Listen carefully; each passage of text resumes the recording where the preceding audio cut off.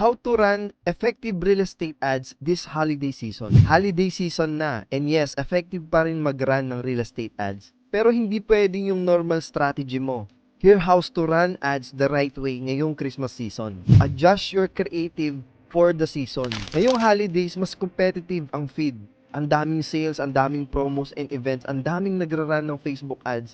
So your real estate ad must stand out visually. Ang pwede mong gawin, gumamit ka ng mga brighter visuals, warm tones, family-oriented lifestyle shots, clear property details, and clean layout.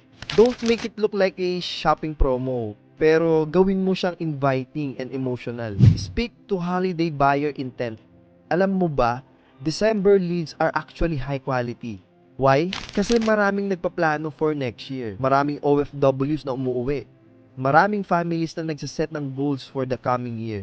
So your messaging should talk to new beginnings, investment for 2026, settling down, family plans, OFW homecoming goals. Make your message future focused. Don't post your ad. Maraming agents ang nagpo-post ng ads pag holiday, pero malaking mistake yan.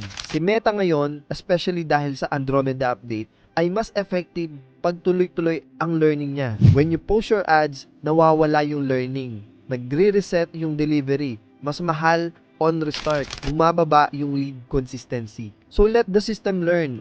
Let the system find patterns. Tuloy-tuloy na results ang balik sa'yo. And isang bonus tip, holiday season is equals to maraming activities. Ang buyers, mabilis mag-inquire, mabilis din mag-shift, kaya reply fast. Usually, the agent who replies fast gets the tripping versus doon sa ibang competitors mo. So, if you want to get a better real estate leads this holiday season, you must have a better creative, better messaging, and consistent ads.